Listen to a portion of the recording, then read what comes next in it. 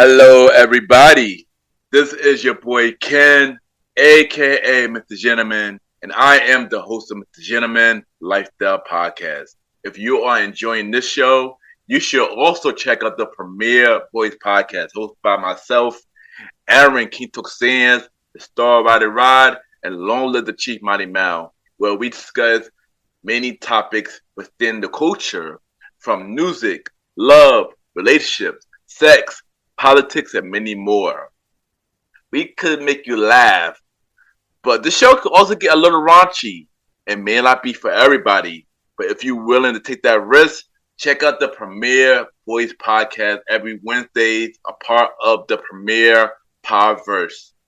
Other show you could check out on the Premier Powerverse is King Talk with Aaron Sands, hosted by Aaron King Talk Sands every Friday at 12 p.m. Star Time Podcast hosted by the Star Rider Rod every Monday at 12 p.m. And Welcome to the Trilogy hosted by Long Live the Chief Mighty Mal every Tuesday at 12 p.m. Listen and support on every show in the Premier Powerverse. Thank you for listening to this message and enjoy the show. You are now listening to MrGentleman Lifestyle Podcast Season 8. Hello, everybody. This is your boy Ken, aka MrGentleman, 1/4 of the Premier Voice Podcast, and your host of MrGentleman Lifestyle Podcast. And welcome to another new episode of MrGentleman Lifestyle Podcast. Hope all is well. And on this episode, I got my special guest. She is a pro bono specialist. She is the creator of Juju Productions and a whole bunch of other things. And we're going to talk to her about her life journey, being a pro bono specialist, Juju Production, and many more. And this was a really dope conversation. I can't wait for y'all to hear this episode. And y'all already know what to do. Sit back, relax, and I'll be right back. What is up? It's Rena Friedman Watts, host of the Better Call Daddy Show. And I am so excited to be here with Ken of MrGentleman Lifestyle Podcast. You guys are in for a treat. Welcome back, everybody. Welcome back. At this time for MrGentleman Facts quote of the day. And today's quote of the day is, claim it and it's yours. And I say this because whatever dreams that you have, manifest it, claim it, and it will be yours. You just have to believe it, but also put in some work to get towards that dream or that goal that you really want to do. And that is today, MrGentleman Facts quote of the day.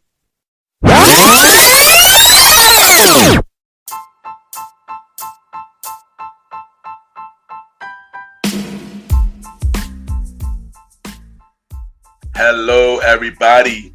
This is your boy Ken, aka MrGentleman, and I am the host of MrGentleman Lifestyle Podcast. And this commercial break is brought to you by MrGentleman Lifestyle Podcast. On MrGentleman Lifestyle Podcast, we interview many guests about their life journey, pretty much where they come from and where they're at now. Also promoting their brands or whatever they're doing at the time they come on the show. We also have the host talk about personal stories about himself and everything that he's been through. And also we have fun conversation about anything music, anything old school, relationships, wrestling, and many more. And y'all can tune in to MrGentleman Lifestyle Podcast every Sundays at 12 a.m. We are also on every Thursdays at 12 a.m. for Spin-Up Series Thursdays, where we have all of MrGentleman Lifestyle Podcast spin-off series all in one day, where we have a conversation about music podcast every first Thursday at 12 a.m. The Old School Show with myself and the Star Rider Rod every fourth Thursday at 12 a.m. And we have Date Night Talk Podcast with myself and Miss Vanna B every second and third Thursday at 12 a.m. And y'all can tune in to MrGentleman Lifestyle Podcast on Anchor, Spotify, Apple Podcasts, iHeartRadio, Amazon Music, the Pods, and many more. Or y'all can check it out on the official website of Mr. Gentleman Lifestyle Podcast, www.realmrgentlemanlifestylepodcast.com, www.realmrgentlemanlifestylepodcast.com, and tune in every Sundays and Thursdays at 12 a.m. for Mr. Gentleman Lifestyle Podcast. Thank y'all for tuning in to this commercial break of Mr. Gentleman Lifestyle Podcast. Back to your regularly scheduled program. Cheers!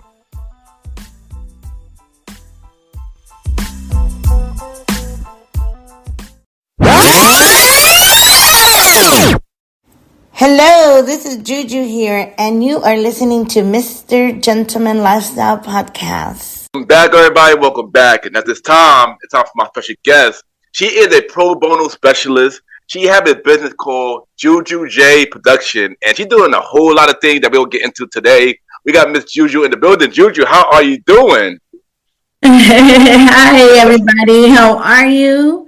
I'm doing great. Thank you so much for having me on here, Ken. I appreciate you, Mr. AKA Gentleman. Happy Friday, and I'm excited to be here. As Ken said, I'm Julissa Zaragoza Arroyo, but everybody knows me as Juju. Yes, and I'm not gonna lie, this has been a long time coming because you've been on my radar for a very, very long time, and I know we've been trying to get this, but happy to finally have you on the show. Oh, great. Thank you. Yes, I know that we've known each other for a while and we've seen each other out and about in these streets of New York. So I am excited to be here and excited to chat it up with you and all your listeners. Yes, and before we get into it, you said we do know each other, and we met during my time. I was promoting that Catcher and Taj, Yes. which is now crazy. Oh no, crazy time back then, crazy time, which is now crazy because both of them is no longer here. Yeah, so, exactly. Right. Yeah, I know. I just saw that about Taj. It's a place that had been around, I think, since I could go out, since I was able to go out. So it was out. It was open for a long time. Very, very long time, and yeah, but I have to have you here, and you are doing an amazing thing. But before we get into all of that, we're gonna do a little icebreaker question. So I'm asking you, where are you from? So I have a little saying. I say California, LA gave birth to me. Mexico lives in my blood because both my parents are Mexican immigrant farm workers that came to this country. And New York made me the woman that I am. And I say that because I came to New York at 17, turning 18, and never left. So I consider all three my home and where I'm from. and we're going to dive more into your life story in a moment. But before we get to that, how would you describe yourself as a person? Give me 3 words. I would say I'm a social justice seeker. I'm compassionate. And I'm a go-getter. Good choices, good choices. What is one thing that brings you peace? One thing that brings me peace is my home. I work really hard on keeping my home to be my peaceful, sacred space, whether it's because of the energy I allow in it, the flowers, the candles. But yeah, my home brings me lots of peace. That's a very good answer. And what is in your headphones right now? It could be a song, album, or even a podcast. What are you listening to right now? What am I listening to right now? Oh my God. I'm a music lover, but I'm an oldie. Like, I know you probably get this a lot, but I listen to old Erykah Badu, old Roots. Just today I had on repeat the Roots song with Jill Scott and Eve. I love that song. Yeah. So I definitely am a music lover. So Alexa knows me already. Anything from the 80s and 90s is my jam. I mean, I could agree with you on that too. I listen to a lot of old school too. So I agree with you 100%. 100%. So now let's talk about your beginning of life. So how was you growing up? Let's talk about your life story. Okay, so I guess we'll start with I was born in LA, East LA. I think from the very beginning, my mom said she knew that there was something special because My mom was pregnant. I was programmed to be born at the General Hospital in LA. And for people that know LA, that's like the hood hospital in East LA, in the heart of LA. However, my mom had some complications with me, and her doctor really had a liking to her, and her doctor happened to not be there that night and was at Mount Sinai, Cedar Side, which is where like the rich people are, the total opposite, right? This is like where Michael Jackson was at in his last days, where like other people from Beverly Hills go to. So, long story short, the doctor had my mom transferred over in a helicopter to give birth to me. Oh wow. And I was born among, my mom says, among people that she was very intimidated because, my mom, as I said, she was an immigrant farm worker that was brought here at a very young age. She was 15. Yeah, she said she was intimidated because it was all these glamorous women with gowns and all, and she was just like, "Where am I?" And she was actually lost for 2 days, like meaning from my dad and my family, because they didn't know where they had taken her. So fast forward, we moved to Bakersfield, which it is a farm worker like community in between Northern and Southern California. It's the main city is Bakersfield, but we lived in a little tiny town named Lamont. Again, both my parents were farm workers, and that's why we lived there. My parents picked the grapes that you eat, the fruit that you see at the supermarket so nicely. And I grew up among a lot of hustle, right? Like I tell people, my dad didn't know how to read and write. He still does not know how to read and write. But my mom did have other plans for us. So she divorced my dad when I was 13, and my brother was a little older. And left back to LA because she knew that she wanted to do different things. She wanted different opportunities for us. So we did go back to LA. My dad and my mom separated, and my dad stayed. And because he's a farm worker, he's been a farm worker and just retired as a farm worker not so long ago. And so I went back to LA. I had a lot of cousins there. It was great. I went to junior high school there. I went to high school, but I've always would be like, I'm going to New York. I'm going to New York. I don't even know why, but that was my jam. So as soon as I graduated, I left to come to New York. I came to go to school. I started school, but I dropped out because work and life happened. I started working. I started doing things to get by. I lived in the Lower East Side, and then I got a job at Starbucks in Astor Place. Astor Place. Yeah. So quickly, I got promoted from like barista to a supervisor to assistant manager. And at that point in my mind, you go to school to make money, right? So in my mind, I was like, I don't need to go back to school. I'm in school. So I dropped out my classes from NYU. I dropped out from my even dance classes that I was going to. And I focused on working and living life, and so life happened. I hustled, I worked. I did a little bit of stuff around music, fashion. Went to Miami, and in Miami, I worked for Starbucks, and I was a manager there. So the great thing about working for Starbucks and getting up to a manager, that no matter where I moved, like I would get a job because they would just transfer me stores. Yeah. Being in Miami, I got exposed because that was in the early 2000s to the music industry, and that's when I started dabbling into like doing album release parties, promotions, marketing. I had a lot of friends that were promoters, but I still kept my job. And between I want to say between those 1996 and 2000, I went back and forth from here to living 6 months in Mexico with my mom, to coming back, to going to Miami, New York was home. So no matter where I went, I came back. Yeah, and I was in Miami as a store manager and living what people would consider the life, living in South Beach, had a car, had my own apartment, was young, But then I realized, like, I want more. I went to a retreat for managers for Starbucks, and I saw there was a job opening, and the job opening was to be like a fair trade ambassador, meaning the person had to travel all over the world where Starbucks got coffee from to make sure that if there was fair trade, people were getting paid. There was clean water, there was no child labor, just to stay within like the justice of labor.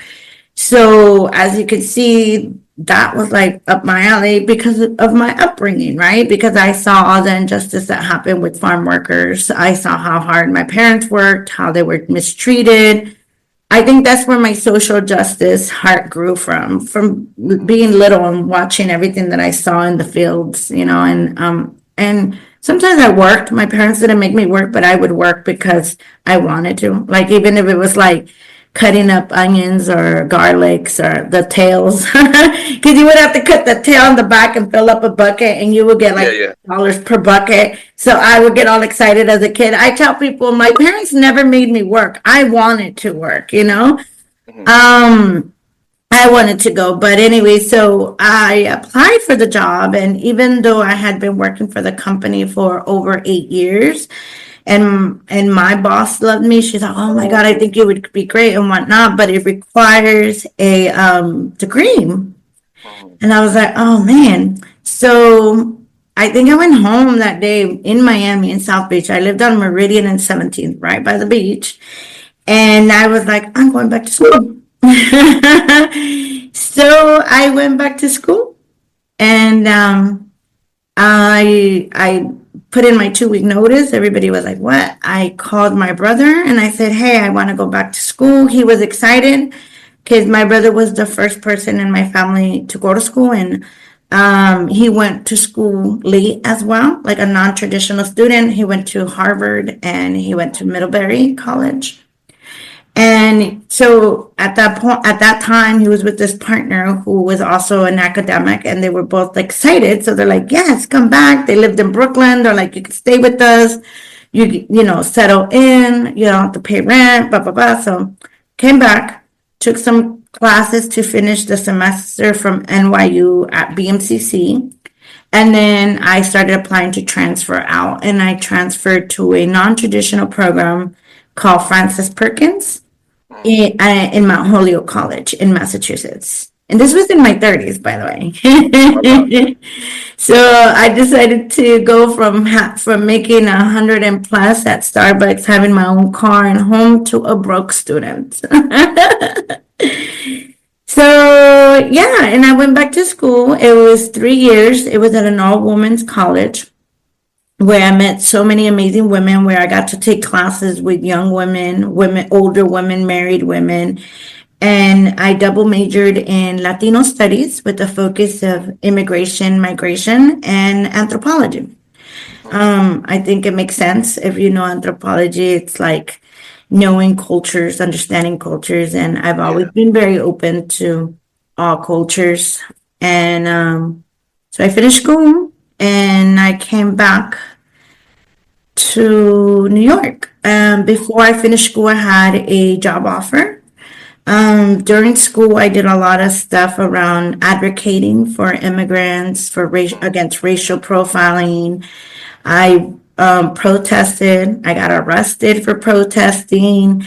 I organized marches in school. I really dedicated myself to expressing my voice around injustice that was happening in our communities, and not just mine, not just Latina, not just immigrant, but LGBTQ, Black, Middle Eastern, and workers, because there's a lot of wage theft.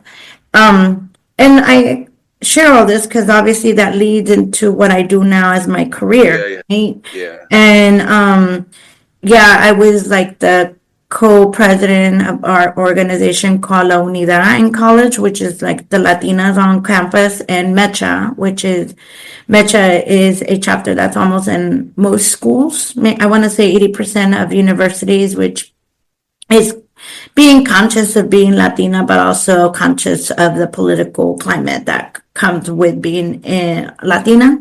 It did start as a Chicano movement, but then it opened up. Obviously, we're all brown. Like we fight the same struggles. Yeah. So then it's so funny. I always say about social media, it could be your friend or it could be your enemy, right? I was posting all these things on Facebook before Instagram and TikTok and all that got popular. It was Facebook, and I would protest out during the Trust Act. I participated in a radio show in Boston where we interviewed people around immigrant rights, worker rights.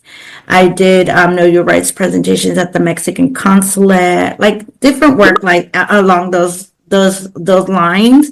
So somebody that went to Harvard with my brother saw my work on Facebook and was like, "Hey, I have the perfect job for you. I think you should interview." I wasn't done with school yet, so I did all my interviews via Zoom. And yeah, I had a job before I even graduated. I actually started June 4th and I graduated in May, but I had the job beforehand. I just told them that I could start after. And that was at Sherman and Sterling, which is one of the top law firms in the world, and where I was the pro bono specialist and pro bono coordinator for almost 10 years. Nice. Hold up. But before you continue, we will get more into that. But first thing first, thank you for sharing that, because I didn't even know all those. I didn't even know all that. So I learned so much just so early into the interview, and wow, and that's very inspiring. So thank you for sharing that. Like, for real, thank you for sharing that. That really is dope. So thank you for that. But before we dive into the pro bono specialist stuff, how all that you've been through made you the person that you are today? I mean, the struggles with my family, I at a very young age, I used to be called a wetback. So in my mind, I thought I was a wetback, which is a negative word used towards an immigrant, right?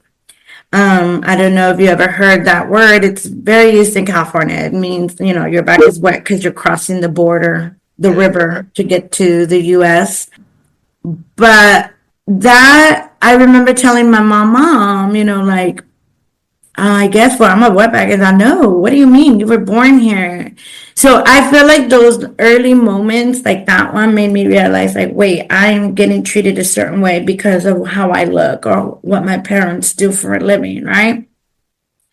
And then, so being in the farms, seeing the raids, I personally saw when immigration would come in and just pick up people, throw them in like dogs into a van and be like, "We're taking you back," type of thing. And this is in the 70s, in the 80s. I mean, so what we're living now is not new. It's just done differently, right? Taking a leap to come to New York by myself and making the changes from being a student to working made me, I feel like it grew the hustler spirit in me, like I have to get it done. I knew that if I could call my mom and my dad, they might help me, because that's another thing, right? I didn't grow up poor. That's what I try to tell people when I try to say, well, no, I didn't grow up poor. We were never on welfare or like food stamps and stuff, because my parents always worked. But I grew up in a different type of space, because I grew up in a space where I was looked down upon because we were immigrants, because we were farm workers, right? But my mom always paid her rent. We always had food on the table, but I didn't see my parents. That was the exchange, right? I didn't get to spend a lot of time with my parents because my parents were always working, and they were working 13, 14, 15-hour days. And when they got home, as you can imagine, being out in the sun, Yeah. bending over, as like, what are you going to do? Just come home and go to sleep. You're not dealing with your child. So shout outs to my brother who's 7 years older than me. He was like my dad, my mom, the person that took care of me. So I think having all that time with my brother also has made me who I am, because my brother is an amazing guy. And I don't say that because he's my brother, but like I told you, I think he kind of created the path for me. He left. He went to school. I have a brother, a dad that doesn't know how to read and write, and I have a brother that went to the best school in the world, which is Harvard. He has his own business, and he's an artist, and he's a hustler, and he was never broke because he always made sure everything was taken care of himself financially, spiritually. So I did have that example that I followed, right? And the hard work ethic from my parents. And I always tell people the bad moments are not to dwell for me personally, but they're work for me to get strength to be like, I am not done. I still got more to do. I can take care of it. I could do it myself. But I'm also really big on community, because I did discover along the way of all my ups and downs, and quitting school, going back to school, being broke, not being broke, that community was important. Mm-hmm. And sorry that you went through that. I do know that term. I did heard that term before, and yeah. But sorry you went through that. But you've been killing it, and you learn from what you've been through, and then you're doing amazing things now. So yeah. So thank you for sharing once again. Yes. So as you mentioned, you are a pro bono specialist. So what made you want to get into that, and how long you been doing it? Okay, so as I was explaining earlier, the job kind of came to me, but based on what I had already been doing, right? Like seeking justice for our communities.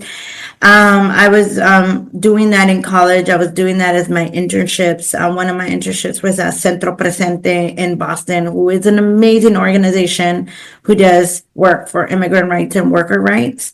Justice Jobs in Springfield, I was organizing protests with them in college. I was the Latino parent liaison for the local elementary school in Amherst, and Amherst, Massachusetts is a tricky town because it seems like everybody's rich there. But then at the same time, if there's schools and stuff, like people work, right? And I started doing my investigation of like, who are the people that work here? Where do the kids go to school?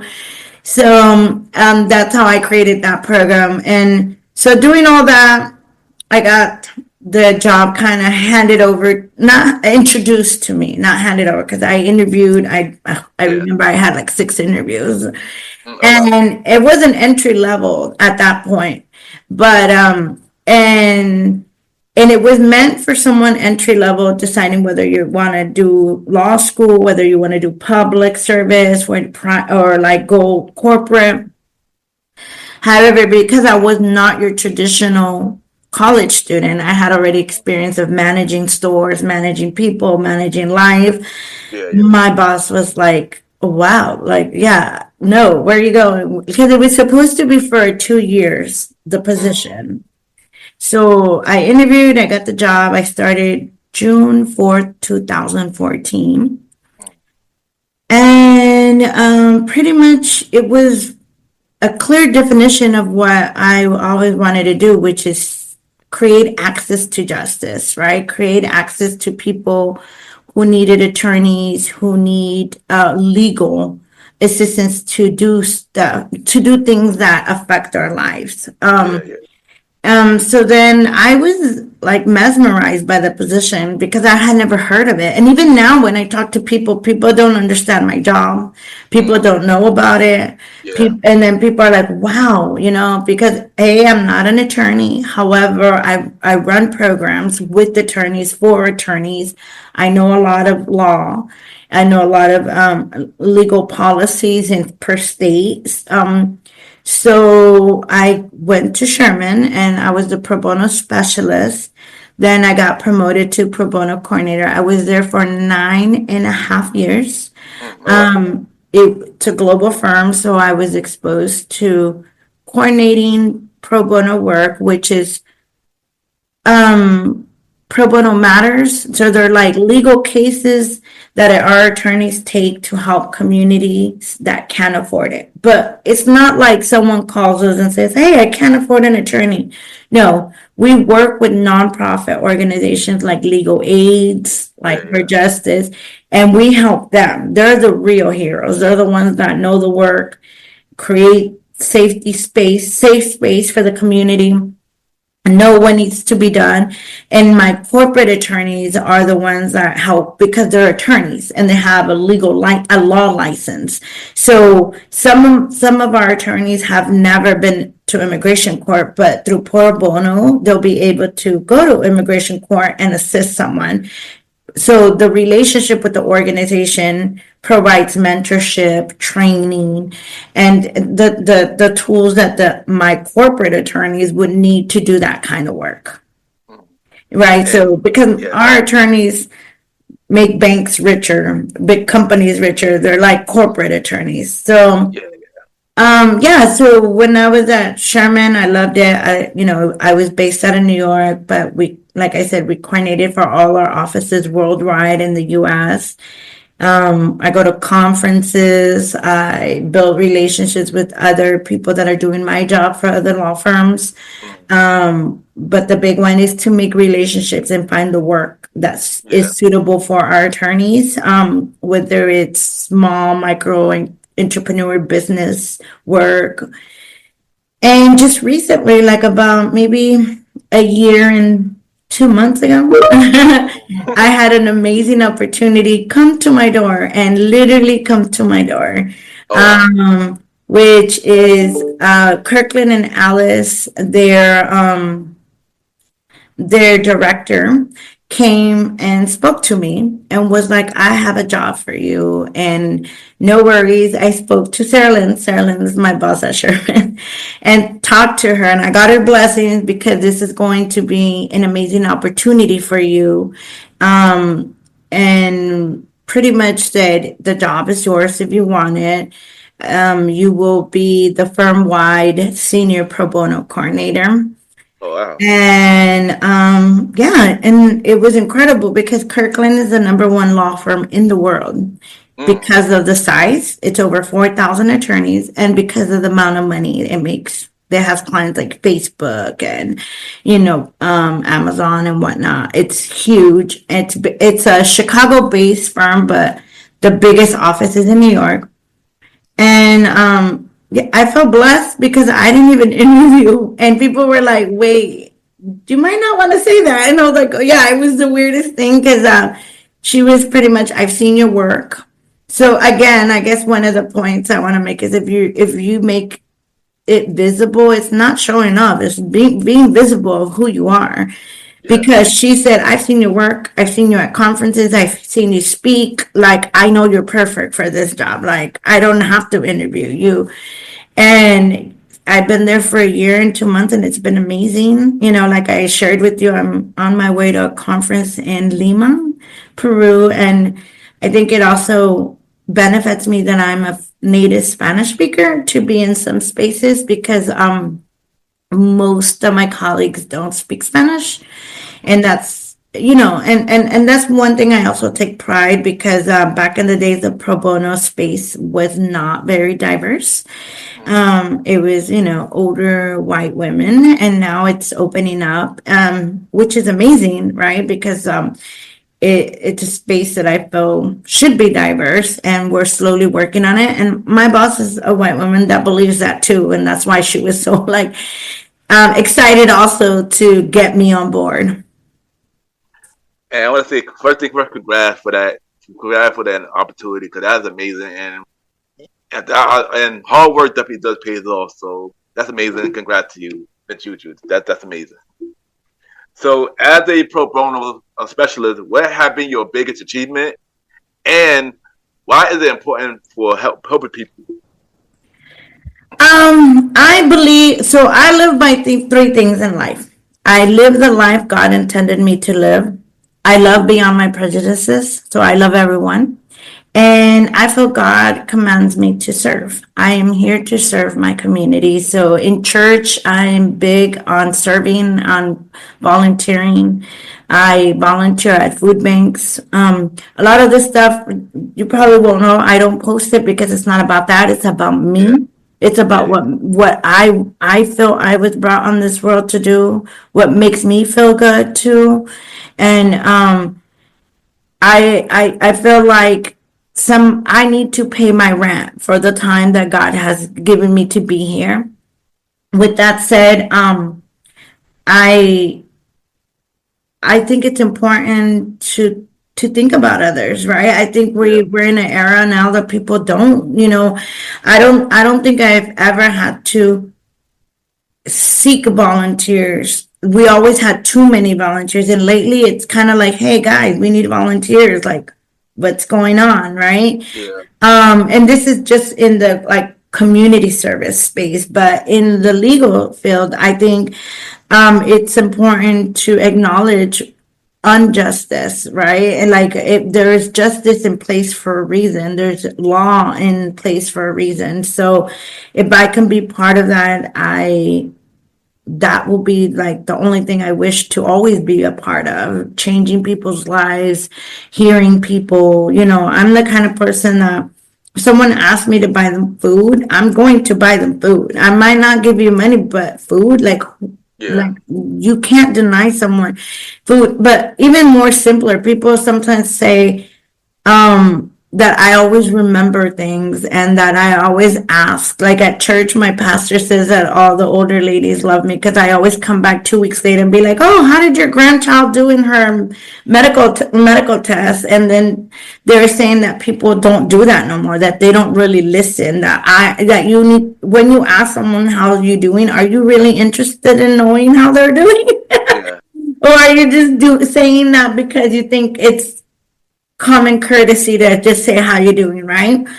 So, I mean, as a pro bono specialist coordinator, I think there's so many individual stories, but I think the grander piece of it, like I still have women that seek me out to say hi, how are you, that I helped with getting their green cards, that were like human trafficking victims, sex trafficking victims, that were vulnerable enough to share their story with me. And I happen to be part of the case because, again, I'm a Spanish speaker. So even though I'm not an attorney, I help as the interpreter. And it's sweet because they become more comfortable with me that I'm not their attorney than with their attorney, because I pride myself on connecting with people on all levels, and I feel like we don't do enough about talking about ourselves. And I recently learned to say, my superpower is to connect to the very rich, snobbish, rude, to the poor, to the middle class, to the gangster at the projects. Like, that is my superpower, because I just feel like we are all community. We're all people. So I I agree. think one of my biggest, I guess one of the big one that hit my heart was, we had a client that was in prison for 20 years and was supposed to do life, possibly even get death penalty. And a team of attorneys from our San Francisco office reopened their case through an organization called Innocence Project. And we're able to prove that he was like, he was not the guy that killed and raped this woman, that he was innocent. But imagine 20 years had already been taken away from his life. Like, I don't know. I didn't know what to do, because I was so excited for him, but I was also so emotional for him, because all his youth was spent in a prison for something he didn't do, Yeah. right? He comes out of prison, he's offered, he doesn't have a wife or kids, and he's older because all his 20s he was in prison, right? Yeah. But it was beautiful, and I guess I can say that's one of the moments that I felt amazing to be part of that team, to be part of that effort to helping this innocent man to get out of prison. Yeah, and once again, thank you for sharing, and thank you for using your superpower to come on this show to share your story, because you are doing amazing things, and I'm happy that you're here to share your stories and that you helping the community. 'Cause everybody does need help, and I love that you're doing that. So thank you for sharing that and doing what you do. Like shout out to you for real. Thank you. But you know you do a lot, and I got to shout out to you for that. You also have a business called Juju J Production. So my question to you is, what is Juju J Production? How the idea came together, and what was your goal to doing this, making this platform? Sure. So I don't know if you remember, but I was sharing how like I had a little bit of experience with exposure to music, to fashion in Miami, and then I continued work, and I was managing a hip hop artist from Sweden, and I've always loved music. I've always loved hip hop. Like I'm a hip hop head, like people are like, "Oh my God, you are," especially because they think because I'm a female, right? A lot of people are like, "What?" And I like fashion, so. But also, when the initial reason I started Juju J Productions was because I wanted to create a space to do events for women. That was initially the reason why. So as I was at Sherman, I got invited to be part of a lot of groups like Elevate. They were like professional groups, and I realized there wasn't a lot of women of color. And I was like, oh, I wonder why. So my first thought of this was I want to create these spaces where women of color can come together, network, share their experiences, share their journey on how they got into being a lawyer, how they got into being a hip hop artist, how in all these different spaces. So the first thing that Juju J Productions produced after becoming an official LLC business was a brunch series called Her Journey. So that brunch series of Her Journey was a space for women to come together, like I explained. And the first one was like women in law, and it was really cool. I had 4 panelists, and all the women one was a law student about to finish law school, one was like a corporate attorney, one was a nonprofit attorney, one was on her way to being a judge. So it just showed the journey. And what was even amazing was one of them was kind of like, I didn't want to be a lawyer. I just had the right mentor that pushed me to go to Columbia. And now she's like this big time corporate attorney doing amazing things, and how it takes that one person. So those stories, though, I feel are important to share among us, right? To motivate us, to know that if you want to change career at 35, like I did, at 40, like some of them did, that you can. And also to cross network, that if you sell candles, I buy candles, let me buy the candles from you and not Best Buy,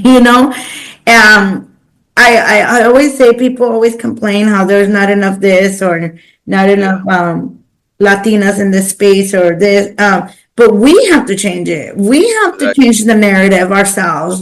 We can't ask for it. Who's going to give you something? No one, right? So that it started there. And then I started doing like social media content for other events, because they saw how my events were being so successful and how they were curated. They weren't just having an event. There was purpose in everything, from the space, who owned the space, to who got invited, to the panelists, to the sponsors. There was this cohesiveness of women of color power, right? So I think everybody started seeing that, so they started asking if we can help with their events. And then my partner, she's an amazing writer. Well, my friend who used to partner up with me on another business, I brought her in to help me on Juju J Production. But we started doing things like press kits for up and coming artists, because I had experience with that. Or we started doing release parties, like book launches and events. But with that, I also launched my brother's magazine, Telegat, which is online, but also we have hard copy. We do a hard copy once a year on online, monthly, and that's a luxury travel magazine. And I I am the one that like does all the administrative work and the back end of it. He's the one that works with the photographer, travels around the world, takes all the content and whatnot. So Teleguest is the biggest project that Juju J Production houses because it is a very successful at this moment. And we do work with like the Ritz Carltons, the Four Seasons of the world, all over the world. And so that's one thing that JJJ Productions is part of. And then we also got into production work, right? Like small documentaries. And the first documentary we put out was the making of Hood Republic Outfitters, which is a clothing line that I was part of, but now have stepped back and now I just consult for them. But at the beginning I was part owner, and we did a documentary that you can find on their site. It's hoodrepublicoutfitters.com, and the documentary pretty much follows the owner and creator, and then me at the end, a little bit about me and how I came into his project. And my company produced it, put it together, shot it, and now we are about to put out an actual film called Agency, written and produced, starring my brother. So we're really excited about that. Maybe summer. My brother just came back from Lithuania because we worked with some people out there to do the production cleaning of the film. And yeah, so that's pretty much what Juju J Productions, as it says productions, I think we started as producing events, producing content, to now producing films and documentaries and magazines. And I'm excited because it's a space where I can still be connected to music, to fashion, to hip hop, to those elements that I love, and always community. Because everything we do, there's a community component, whether we're like at our women events, we raise money or collect toiletries for like an all woman organization, or there's always like a community component to it. Like for instance, I'm running a half marathon in May, and the full marathon for my first marathon ever in the fall, which is the New York Marathon. And I will be raising money for Iraq, Immigration Arc, or Immigration Rights, and it's an organization that helps all the immigration organizations in New York. So I'm excited because I'll be running and asking friends and family to donate, and hopefully we can raise some money, especially now that there's a lot of federal funding being cut from work that needs to be done. So yeah. And Juju J Productions has an event coming up in April. We have one, it's for women. It's called Women in Wellness. It's in collaboration with another young woman and her company that does experiences. So I'm excited. It's the first time we're partnering up with someone to do a female event. And then in June, we will have the very first His Journey. Which is a spin-off off of Her Journey. I think a lot of men show it's actually enlightening, because I had a lot of men tell me, hey, I love these events you do. Well, what about us men? And I was like, you know what? You're right. So I'm hoping to put on a panel of amazing men to share their journey and have a space so men can network. And also to bring along, I had shared with you a poet that I've been working with, that we helped put his book out. It's called Motats. It's really cool. It's a working class man from New York that is a poet, and we did a launch for him a couple of years ago, and we're doing a relaunch and having him be like one of the prime speakers at his journey because he's getting ready to write his second book. Mm-hmm. Well, first thing first, you are killing it with Juju J Production. I didn't know about you do a documentary, but that's amazing. And shout out to you for the hard work that you put in. Keep doing amazing things. Yeah, we already covered everything about her journey brunch, but yeah, that's amazing. Keep doing the thing, and I'm looking forward to the men one because I'm definitely gonna come through to that. And Yeah. I want to announce it here. We will have the poet on the show for a future episode of MrGentleman Like the Podcast. So stay tuned for that. And once again, thank you for that, Mr. Juju. Thank you for that. That's amazing. Keep doing amazing thing. And we'll check out the magazine as well. Cause I never got a chance to check it out. But I definitely will check it out. Cause I gotta support you. You're doing amazing thing. I'm proud of you. I'm gonna say I'm proud of you. Oh, thank you. I appreciate it. Especially for somebody I know that you grinding. So I gotta say I'm proud to you. So you just mentioned this a little bit. So one thing you also not only passionate about music, but you're also passionate about health and fitness. And you just mentioned you about to do a marathon. With congrats to you on that as well. So how is taking care of your health very important? I mean, why is taking care of your health important? Oh my God. So I'm a big advocate for this because I myself have struggled with taking care of me. It's so funny because I used to always say, I love me. And I probably did. And I probably did love what was in the mirror and who I was. But then one time I had a moment where like, wait, do I really love me? Because am I really thinking about what I'm doing to my body, what I'm putting in my body?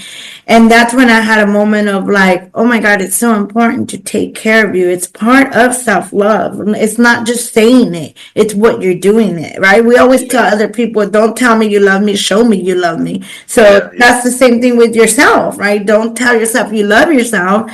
So, I've been as heavy as 230 pounds and as light as 140 and everything in between. And then I came to a space now that I am not skinny, but I'm not overweight, but I'm healthy. And that's what matters, that when I go to the doctor, I don't have high blood pressure. I don't have high sugar. I don't have high cholesterol. Why? Because I now exercise. I find time to exercise. I find time to run. Run became one of my favorite things to do because I don't think run makes me lose weight, but it makes me strong. And mentally, I think it's my place of like mental health, right? It's where I talk to myself. It's where I listen to myself, especially when you're running more than 2-3 miles. You get in this zone where you motivate yourself and you tell yourself you can do this, especially like because I am not a size 0. I impress myself sometimes that I'm like, oh, I just did 10 miles. Like, wow, I feel like superwoman. So it's part of like your whole, right? Like when we say body, mind, and soul, it kind of creates a space that you don't stress. I don't stress about things. I just get things done.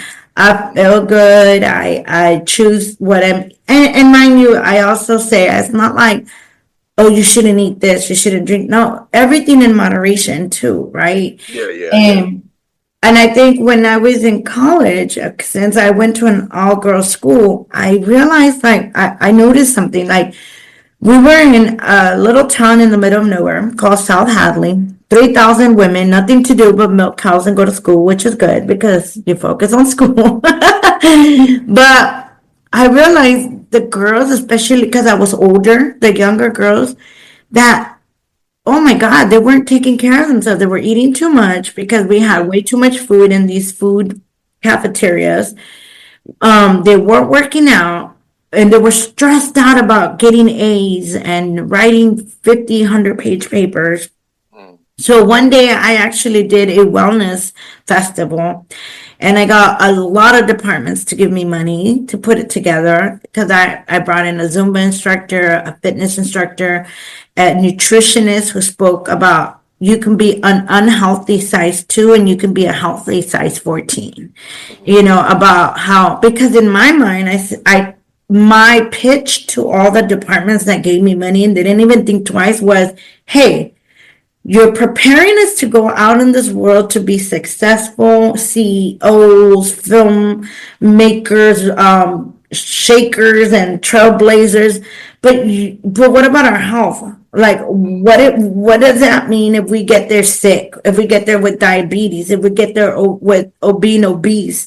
Like, that's not gonna mean anything. Like, we should incorporate how important it is to balance, to take care of ourselves, to be able to enjoy the fruits of our labor and our hard work, right? Because Yeah. what happens if you run yourself down and yeah, you're a CFO or CEO making $300,000, $500,000 a year if you're sick, right? If you have to be putting insulin in you because you have diabetes, or Yeah. if you can't get up to play with your daughter because you're too tired because your energy's down, so all the departments gave me money because they are like, you're right. So that was my starting point of focusing on that, and that being part of me whenever I get asked to speak. I got asked to speak at a retreat in Puerto Rico, at like many women empowerment events. I talk about being a businesswoman, having practically two businesses, because I am Telegas's CFO, meaning everything administrative and financial, but I am the CEO of my company of Juju Yeah. Productions, and I run a whole program with a team of 11 at Kirkland and Ellis, right? So, and then people are like, oh, but I always see you being social. You're out at brunch, you're out dancing with your girlfriends, you're out running, taking a Zumba class. I said, because if you do these things that make you happy and give you balance, you will do better at your job. You know what I'm saying? Yeah. I don't feel tired. I feel like I get more energy from doing all these things. And another thing I always, when I mentor a lot of young women, and I tell them, like, body wise, if you love what you see in the mirror, that's what matters. Whether you're a size 15, whether you're a size 3, but you have to be okay with it. Not anybody. And if you're not, then there's things to do. Lose weight. And if you are, then ignore what people got to say, because I feel like many definitions in this world, the definition of beauty is different for everybody, as long Yeah. as you own it and you know it.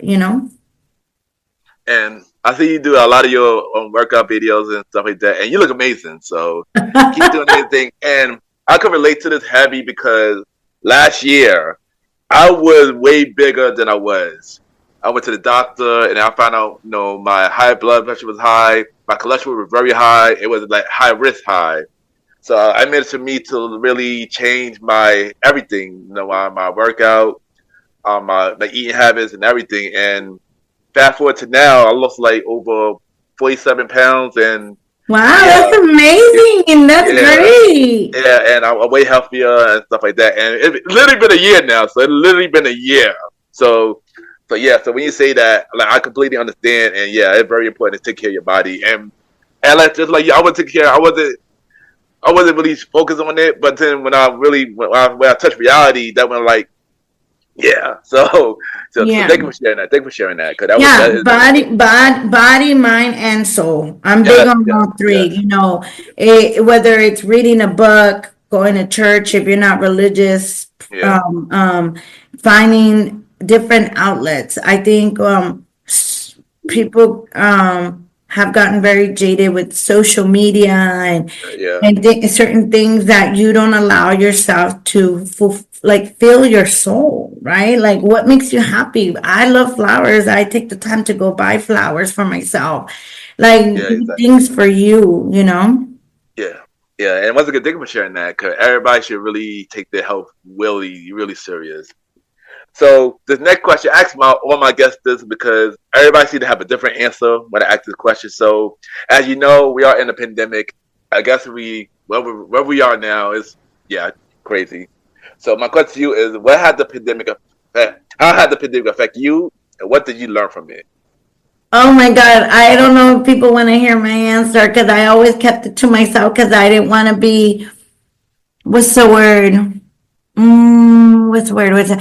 Well, not compassionate because I'm a compassionate person, right? Yeah, yeah, And yeah, the yeah. reason I say that is because pandemic did me very good. Yeah. I lost a lot of weight because I focused on doing PRX at home. It kept me Mm, sane. I did two workout a day. I would go out mm, for walks in the morning. I was cooking all my food. I was not drinking any alcohol at all. It was the opposite of most people. People would be like, "Oh, let's have happy hour via Zoom," but for some reason, I'm a social drinker. I'm not a drinker to get drunk and go to sleep. I'm a drinker to yeah. have fun and socialize. So who am I socializing at home with? No one.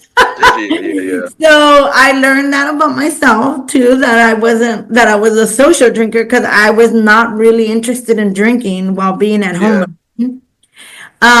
That means I saved a lot of money because I'm a very social person and would spend money on drinking, on going out. So Yeah. my bank account got fatter. I got slimmer, and I spent a lot of time with my family that I would never normally not do because I was privileged, honored, and thankful Mm, that my job said you can work from home wherever home is as long as you have Wi-Fi. mm, So my boss is like, home is Mexico, baby, because your mom is there. So as long as you have Wi-Fi, go be with your family. mm. So it was amazing to spend all that time with my mom and my brother, which we had not in a long time. And we traveled a bit down south of Mexico. So that was nice. And yeah, I just feel like to me, it was a moment. I think it just led into where I am now, into me taking care of myself more, into me taking time to spend at home to cook more. I cook more now. Like now I really don't like eating out because I think during pandemic I learned to cook so many things that I like my own food, which is better for your wallet, but also for your body because you know what you're cooking in, what you're adding, if it's old or not old. Sometimes you don't know how old the food is when you eat out, you know. Yeah, yeah, yeah. Um, it got me closer to God because I was like more praying. I've always been going to church. I go to First Corinthian Baptist Church in Harlem since 2013. Um, but I think it just put me in a space of me, as selfish as that sounds, Yeah. because I had never been about me. It was always about my brother, my mom, my friends, my boyfriend at that moment, the drama, it was so much going on that pandemic put me in a space of like, you need to put your mask first before you put everybody's mask on. And Yeah, it yeah, yeah. stuck. And it's stuck and you can see it. I'm in an amazing space mentally, physically, and spiritually. I got a new place after the pandemic that I love. I lived in a place in Harlem that I wasn't so happy, and I realized after I got out of it that it made such a difference in my aura because it was falling apart. It was rent control, but I was always fighting with the landlord because something needed to be fixed and he didn't want to fix it. And he wanted to take me to court. And I'm like, I don't got time for that. I'm in a brand new building now in Jersey City, where everything's brand new and it's amazing and it's a luxury. I don't know. I could go on and on because I think pandemic for me and unfortunately for me and unfortunately for others, I didn't lose anybody to corona. I feel bad because I do know people that did lose a parent, a family Yeah, member. yeah, yeah, I yeah. didn't. If anything, like I said, my mom got healthier because she had less things to do, so she focused more on exercising with me, eating healthier with me. So yeah, but what it did teach me, and I think it taught everybody, and if they didn't, knock knock, was you have to seize the moment. You have to Yeah, enjoy the now. Forget yeah, about the yesterday and don't worry about tomorrow. Like take time to really take in today. yeah. Like I meditate. Oh, that's another thing I didn't do before. I meditate now in the morning, Mm, even if it's 10 minutes, just to connect and say, thank you, God. I'm awake today. What Yeah, is yeah. today? How are we gonna make today great? I always say on my Instagram, do something that makes you smile from the inside Yeah, out. you do. Yeah, you do. Because it's like really smile. What do you really? I have a guy friend that I'm like, what are you doing for yourself? Well, I'm taking my. I'm not. No, you're saying you're taking your daughter to. What are you doing for you? You Yeah, know. yeah. So yeah, that was pretty much my after effect of pandemic was take care of me, love the people that I love, and enjoy the day for the day. You know. Yeah, and I like everybody did have different experiences. Some was positive, some was negative. Mine was mix of both. But yeah, but it did tell all of us about no take like live in the moment and one day at a time and yeah. But also what we're going on with all of us is a lot of us deal with a lot of mental health as well during the pandemic or in general with recent events and everything. So why is mental health so important to talk about? It is very important, especially in our communities of like color, Latinos and Black Yeah. and Indian and Asian, because culturally, in those cultures that I mentioned, it is only for crazy people. The stigma says so, right?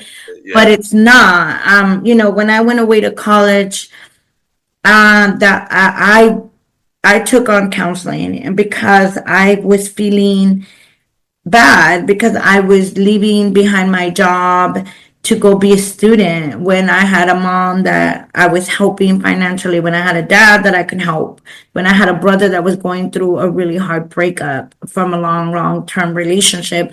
So, and I'm over here thinking, oh, and I'm going away to school right. So I was feeling all kinds of guilt. So a friend of mine was like, well, I think you should go to counseling and it's free at school. So I went and I realized it was the best thing I could have done because it didn't only help with me processing that it was not guilt, that it was okay to think of you first and everyone after, but it also helped me set boundaries. It helped me do things that I didn't know and my parents didn't know because they weren't taught. So Yeah.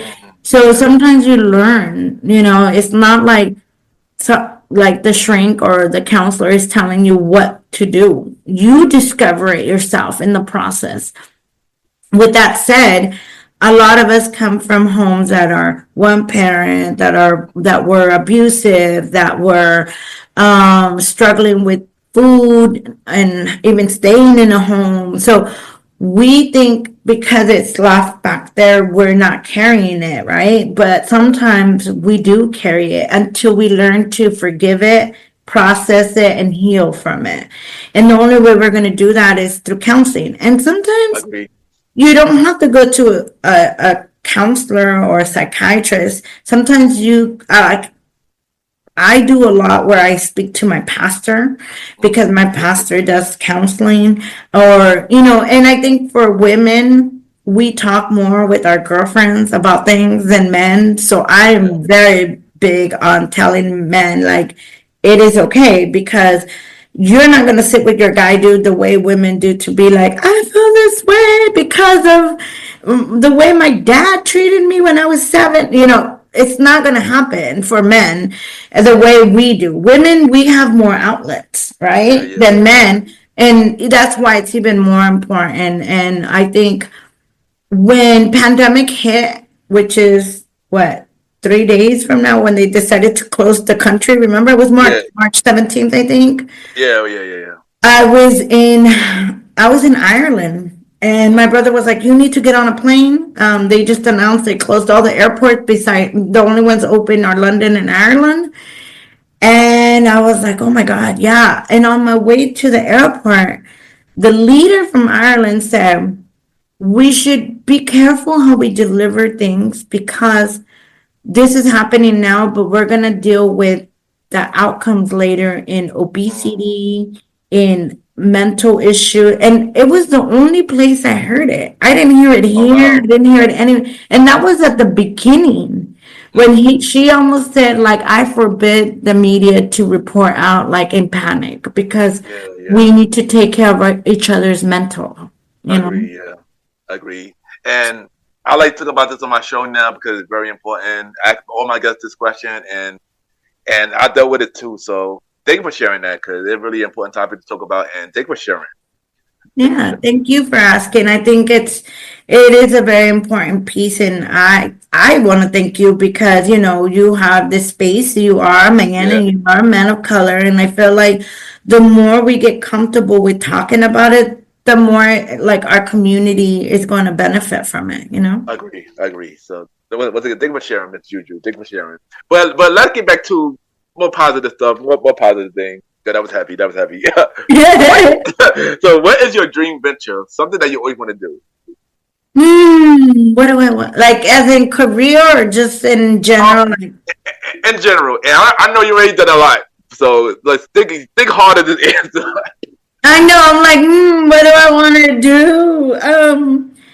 I don't know. I'm looking forward to retirement because I want to travel without having to worry to come back to work. I travel a lot and I love to travel. I think that's my guilty pleasure. Like I'm not into having purses and shoes in my closet or like most women are. Like I'm not into stuff. I'm into experiences. I'm into spending money on nice dinners with my friends, on going to the museum, and on traveling the world because I feel like when we leave this earth, we're not taking any of that stuff. But I feel like the memories in our soul are coming with us. Yep. Agreed. So I think the one thing I am looking forward to is that, and possibly one thing I'm hopeful for is that I go to the Golden Globes or the Oscar with one of these films that we're putting together. That was nice. That would be really fire. I really hope that happens for you. I really hope that happens for you. So I know you already spoke about a lot already, but do you got anything else going on that you had not spoke about yet? Any other projects that you had not spoke about yet?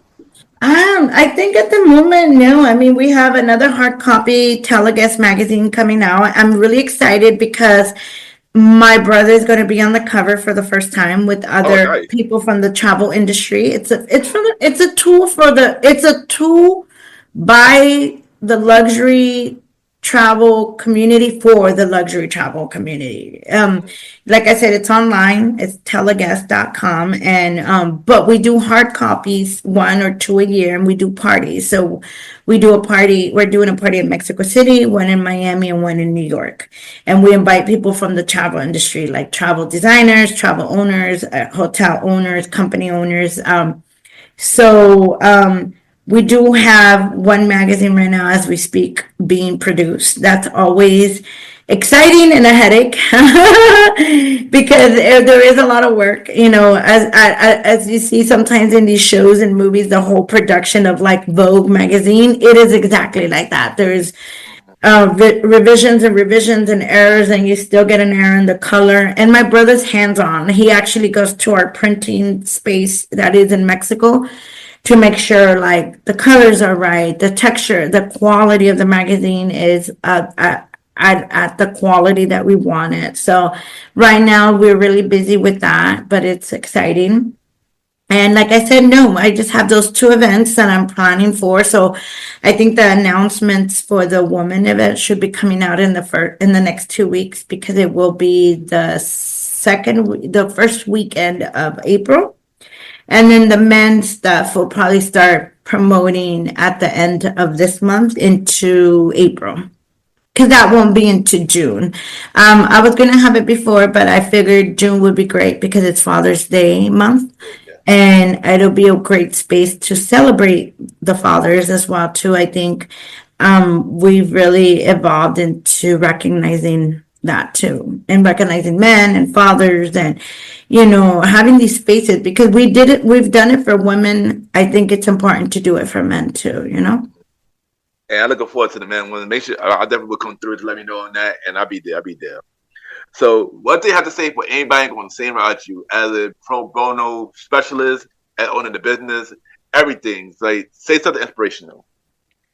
I guess like I said, if I want to leave you with the three words I shared. I think that you need to live the life that, for me, it's God, but for you, whatever it is that is intended for you to live. Meaning, do what makes you happy, what makes you smile from the inside out. Love beyond your prejudice, meaning love all people. Why we don't have time for hate, and check on your neighbor, and if you can donate, if you can volunteer at a soup kitchen, if you can help your friend that's having a rough day and be like, I got $20 for you, like, here you go. Like those, or call your friend. How about that? We're so big into social media and texting. No, pick up the phone and be like, hey, friend, how are you? We need to get back to that human connection. So love beyond your presence and serve. Like, I'm really big on find your cause. Maybe your cause is not mine, like immigrant rights, Black Matter, Lives Matter, LGBTQ. No, but maybe animal rights is your thing, and maybe artists are your thing. There's BLA, an organization in New York for artists that helps starving artists do things because they can't afford to have an attorney to read their contract.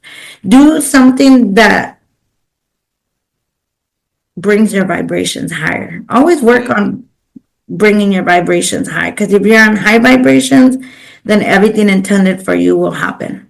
And I think one thing I connect through my personal life, my health journey, my Juju J Productions, my being a pro bono coordinator specialist, and life is community. I love community, can't be without community, and will always give back to community. Yes, that's amazing. Thank you for sharing. So before you go, we're going to play a segment game called 5 Random Topics. We're actually 5 random topics, and you give me a short or long response. And don't worry, I'll be joining in with you as well. Okay. So are you ready? Yes, I'm ready. All right. So the first question is, who is your favorite R&B artist right now? Oh my God.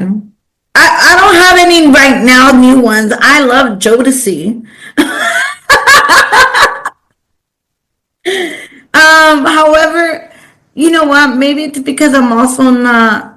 I don't listen to the radio. I know that's bad, right? And Yeah. I know there's 1 or 2 songs that I hear from especially female artists, but I probably don't know their names, right? Like I know Ziza, or what? How do you say it? SZA. Yeah, I like her. And I feel she's a little bit of everything, a little bit of R&B, a little bit Yeah. of pop. I like her. Yeah. For me, I mean, I like a lot of old school as raw R&B as well. But there was one artist that caught my attention recently. I mean, of course, SZA is one of them, but this guy named Leon Thomas. Oh yeah. He got a song called Mutt, and I think Bob Don't Lie. I like him so far. He actually a pretty dope R&B artist.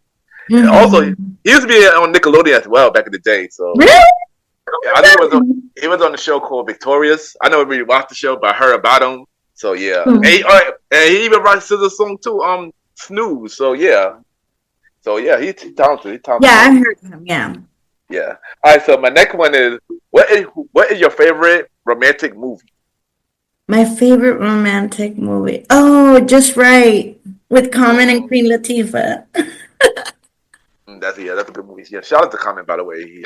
Shout out to Common, by the way. Yes, it was his birthday yesterday. Yeah. Shout out to Common. He's a dope artist. A dope rap, dope hip hop artist. My favorite romantic. I'm gonna say romantic comedy. I'm gonna say Hitch. Oh, that's cute. Yeah, cute. Oh, now I want to watch it. I haven't seen that in a long time. It's been a while. It's been a while too. It's been a while for me too. So what's your favorite fruit? My favorite fruit? Oh my God, that's a hard one. I love fruit. You know that I feel like someone had asked me one time in an interview, one thing you can't live without. I said fruit, because, like I said, I grew up with in a farm working community, so I always had the best grapes and strawberries and oranges. But I would have to say mango. Because I like mango in everything. Like I like mango smoothies. I like it in fruit. Like I made salmon the other night and I put mango and onions and grilled it, and it was I would say mango. I like fruits as well a lot. I eat fruits a lot more now, but if I have to say, I'm gonna say grapes or even a fan of grapes. Like Yeah. all the colors grapes. I like grapes. Yeah. Yeah, I grew up eating so many grapes. I can relate to. I can relate to. All right, so my next one is, what's your favorite holiday? Oh my! I'm a cheese ball. I like what is birthdays a holiday? No. It's Um, sort But of, I love everybody's birthdays, not just mine. Like my friends always say that they've never had a friend like me, like especially my guy friends. They said they've never had anyone celebrate them the way I do. Like I like doing the cake and the surprise. And one time I had my friend Shamar, like I actually did a surprise gathering for him at Sleep with all my friends. And he was like, who does that? But till this day, he's never forgotten it. Because I baked cupcakes for him and I bought a table with food and a bottle. And I had like 10 of my friends and we all got drunk and had fun and celebrated him. And that was like 8 years ago. Until this day, he tells me no one's ever done that for him, not even himself for himself. And so I like birthdays, but I guess if I had to pick a holiday, the holiday it'd be Day of the Dead. I love Dia de los Muertos, which is during the Halloween area time. It's a right. Mexican, well, it's a Latino holiday, but it is more celebrated in Mexico. Hmm. Okay, got it, got it, got it. I think I did hear about that holiday too. I think Yeah, I well, heard if you about see it. the movie Coco from Oh, okay, Disney, got it, got that's it. based on Day of the Dead. And Okay, got people it. think it's, oh my God, satanic. No, if you really read into it, it's a celebration of celebrating the people that passed on. It's to connect. So for me, I do my little altar with my two grandmas who I had a really good relationship with, my grandpas, and I put out their favorite snacks, a Coca-Cola, because they all loved Coca-Cola, the bottled one, candles, flowers, and I just talk to them and celebrate them and invite them in. And that's what that day is for. That's nice. Um, I would say birthday was, but then I had my birthday always been mixed, good and bad. So I'm not gonna say birthday, but my favorite holiday, I'm gonna say Christmas because of the holiday activities. I don't like winter, but I like winter activity like ice skating and all the other stuff and the decoration and stuff like that. And of course, family too. So family is a big thing too. And yeah, I like Christmas. I like Christmas. All right, and my last question is, who do you feel is the most underrated rapper? Oh my goodness. Underrated? Like someone who deserves their flowers more than they get, basically. Hmm. Well, I don't know if I would say underrated, but I think a rapper that a lot of people don't know of unless they're in that kind of rap style is KRS-One, right? Mm, Um, I feel unless you're a real hip hop head and you're a rapper, you know about him and how long he's been around and how just because now he's doing like certain things, you're like, ooh, no, he's been around for a long time. The same thing with like Immortal Technique, right? mm, Like he's been around and does community stuff. So I think based on their persona and their craft, those two, I would say people are underrated in a way, not because they're underrated of their work, but they're not as known or as glorified as they should be because I think they're pretty amazing. And they are great lyricists and great activists and great representation of what hip hop is. mm. That's good answers. I know for me, it always say D2 rappers, and a lot of people don't have them on their list for some reason. But they're on my list of top 10 best rappers. One of them is your boy, actually. LL Cool J and Common. I feel like they deserve their flowers way more.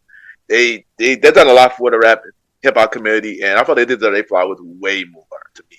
Yeah, I mean I think Common um stayed in this neutral space because there was a moment when he was common sense that he Yeah, was a little bit more hard and vulgar, and yeah, then when he kind of really tapped into his artivism side, his artist and activist at the same yeah, time, he decided to not rap about certain things. So then he kind of got stuck in the middle in regards to fan base, right? They didn't know where, like, wait, he used to use the word X and B and C, and now he's talking about save the people and my people. Like, however, I think that's what made him great, that he was able to stay around for so long and use his power to do what he's doing. And if you listen, this is where people get lost. People get lost in the hook and the madness of the songs now. But if you listen to the actual lyrics, there's so much depth in what Common is saying in all of the songs. There's a story, you know, there is power. Like when I went to the Roots picnic last year, and Method Man and Redman brought out Black Thought and Common, and they were just all like rapping, you know, like off the top of their head. And I was like, this is what people are not like recognizing, but you're recognizing someone like 6ix9ine whatever and little this and little that because they have catchy hooks, but it's not the art. It's not what hip hop is, you know. That's what I'm saying. That's why I say they deserve their flowers, and LL Cool J too. And it's messed up because LL Cool J just came out with a new album last year, and barely nobody listened to it. I heard it was really dope, But one thing I would say also, both of them is really pretty dope actors too, though.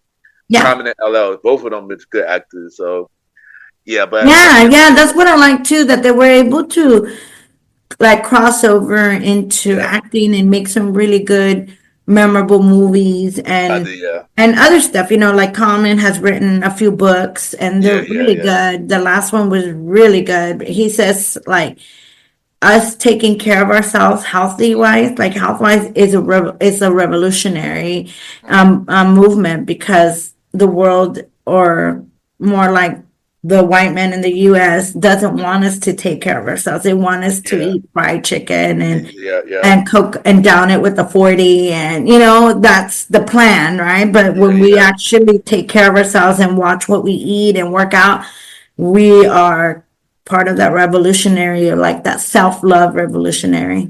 Definitely. And thank you for that. And Ms. Juju, thank you for coming on the show. Thank you for sharing your story. Thank you for sharing everything. I'm proud of you. I do know you. I'm proud of you, and you're doing amazing things, and you deserve your flowers. So, thank you for coming to the platform, and thank you for sharing everything, and thank you for being here.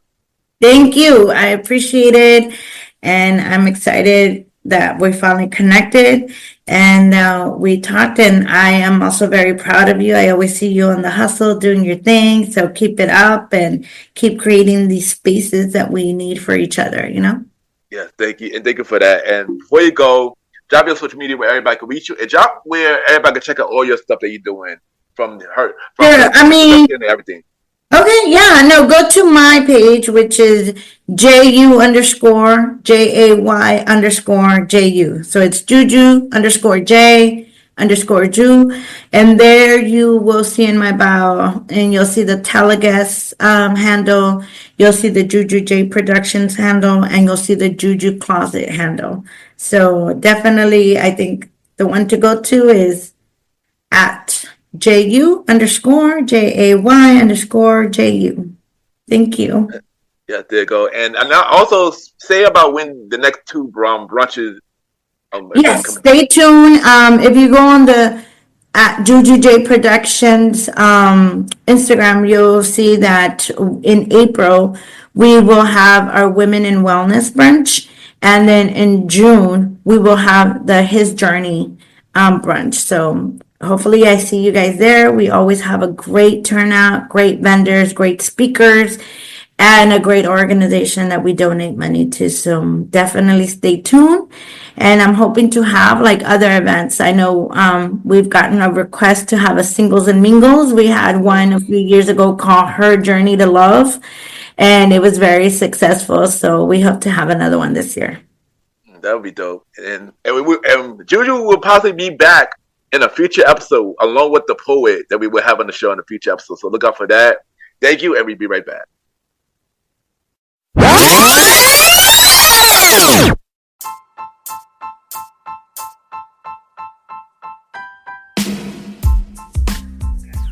Hello, everybody. This is your boy Ken, aka MrGentleman. Now, I am the host of MrGentleman Lifestyle Podcast, and this commercial break is brought to you by MrGentleman Lifestyle Podcast presents Spinoff Series Thursdays.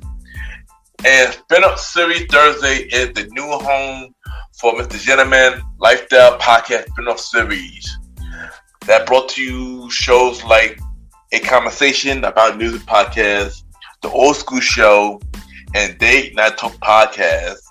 And A Conversation About Music Podcast is a music spin-off series where we talk about anything music, from the current music scene and the old school music scene, where we interview many guests that's in the music industry and artists about their music journey. We have a segment game called The Face Off, which is a versus inspired game, and we have roundtable discussion about variety of music topics. And y'all can check out A Conversation About Music Podcast every first Thursday at 12 a.m. Every first Thursday at 12 a.m.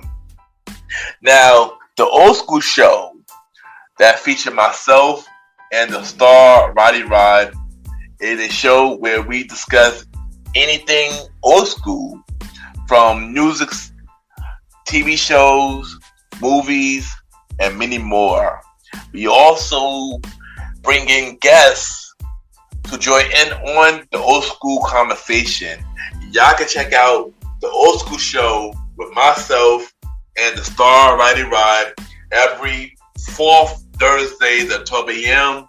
Every fourth Thursday at 12 a.m. And last but not least, we have Date Night Talk Podcast with myself and Miss Bono B, where we talk about anything relationship related topics like love, dating, relationships, cheating, the good and the bad, and many more.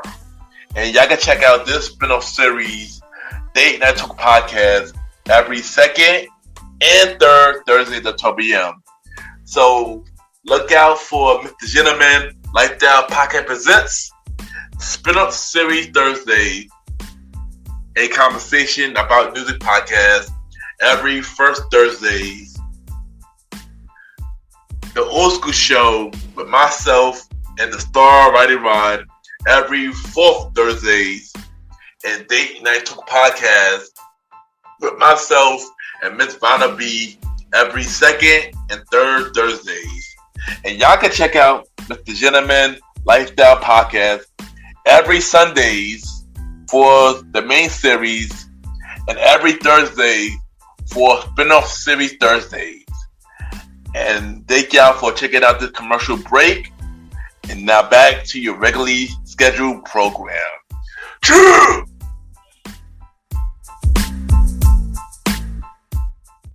I just want to take the time to thank everybody for tuning into this latest episode of MrGentleman Lifestyle Podcast.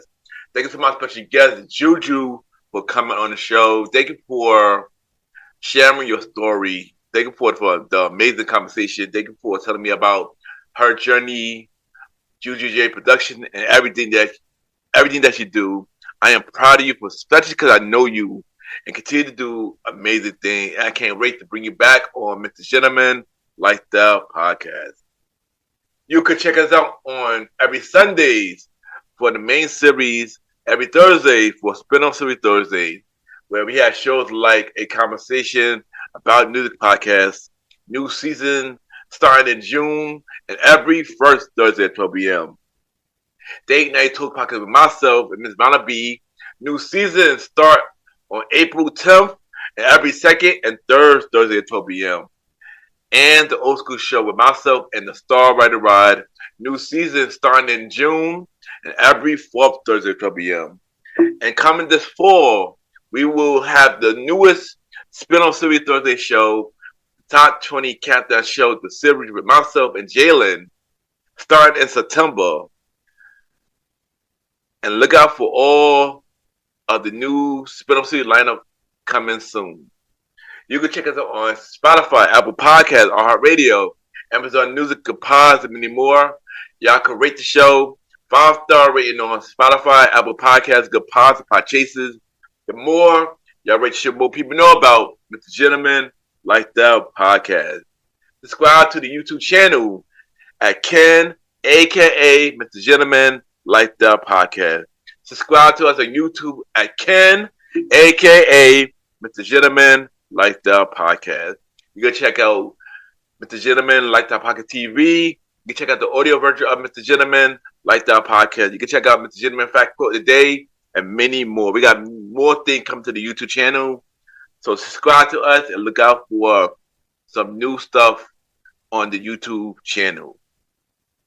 If you want to be a guest on Mr. Gentleman Lifestyle Podcast, send me a bio about yourself and everything that you do to my email, KenYPGENT@gmail.com, or hit me up on social media, Ken_Mr. Gentleman. I repeat, Ken, KEN _Mr. MR Gentleman, GENTLEMAN, and we can set something up. I am taking guests for season 9 of Mr. Gentleman Lifestyle Podcast, which will be announcing the season 9 release date on the season 8 finale of Mr. Gentleman Lifestyle Podcast in a couple of weeks. So stay tuned for that. You can also check me out on the Premiere Boy Podcast with myself, Aaron Keatok Sands, the Star Rider Rod, and Long Live the Chief Mountain Mel. The season 4 finale of the Premiere Boy Podcast coming real soon. But you can also check us out every Wednesdays. You can also check out other shows in the Premiere Poppers. Aaron Keatok Sands, King Tucker Aaron Sands. Get check out all episodes right now. And new shows at the hour with Aaron Sands coming real soon. Check out all episodes of Star Time Podcast hosted by the Star Rider Rod on all podcast platforms. And check out Welcome to the Trilogy hosted by Long Live the Chief Mighty Mel. New episodes of Welcome to the Trilogy coming real soon. Listen and support every show in the Premiere Podverse. We do have no Mr. Gentleman like that shout out for this week, but stay tuned for next week because we will have a new lineup of Mr. Gentleman lifestyle shout outs. Like I said in the last episode, I haven't been listening to a lot of new shows like that, but I will start listening to new shows. So look out for new shout outs next week on Mr. Gentleman Lifestyle Podcast. And of course, add me on Good Pods, Ken, Mr. Gentleman. Y'all already know Good Podcasts and many independent podcasters. You see what everybody listens to. We can rate each other's shows. Aaron, we had the charts. And at the time, the top 4, Mr. Gentleman Lifestyle Achievements, where we spotlight everything Mr. Gentleman Lifestyle Podcast is doing. And of course, we got the Good Pod charts for top 100 shows. We are number 3 for top 100 shows on the normal charts and number 2 on the indie charts. It's been a while since we've been in the top 3 and the top 2 for the top 100 show chart. So thank you everybody that's been listening to Mr. Gentleman Lifestyle Podcast on Good Pods. It really means a lot. Let's get to number 1. Let's get Mr. Gentleman Lifestyle Podcast number 1. Because honestly, we have not been number 1 for top 100 shows in over 2 years. So let's get to number 1. Let's get to number 1. For Society and Culture, we are still number 1 for Society and Culture. We've been number 1 for 9 days now. For our personal journal, we are still number 1. We've been number 1 for 13 days. So once again, thank you everybody who's been listening to Mr. Gentleman Lifestyle Podcast on Good Pods and other podcast platforms. You know, really means a lot. And thank you. Thank you. And of course, check out the official website of Mr. Gentleman Lifestyle Podcast, www.realmrgentlemanlifestylepodcast.com. You can check out every episode of Mr. Gentleman Lifestyle Podcast. All 242 episodes of Mr. Gentleman Lifestyle Podcast. Check out every guest who's been on Mr. Gentleman Lifestyle Podcast. All 78 guests who've been on Mr. Gentleman Lifestyle Podcast. Check out every video that we have on Mr. Gentleman Lifestyle Podcast. Check out all my guest appearances that I've been on. More guest appearances coming real soon. And check out the official merch store of Mr. Gentleman Lifestyle Podcast. www.tpublic.com. Search Mr. Gentleman Lifestyle Store. We have shirts, hoodies, mugs, and many more. Support the merch store so we can upgrade your listening experiences. So check out the official merch store of Mr. Gentleman Lifestyle Podcast. www.tpublic.com. Search Mr. Gentleman Lifestyle Store. And we do have new merch coming real soon, so look out for that. And check out the official website of Mr. Gentleman Lifestyle Podcast, www.realmrgentlemanlifestylepodcast.com, or listen to other platform by search Mr. Gentleman Lifestyle Podcast on all other platforms. And yeah, and once again, thank you everybody who's been listening to this latest episode of Mr. Gentleman Lifestyle Podcast. Next week, we do have a new episode of Mr. Gentleman Lifestyle Podcast. Have a good day or night wherever you're listening to this episode. My name is Brianna Lightfoot Smith, and you're listening to the Mr. Gentleman Lifestyle Podcast.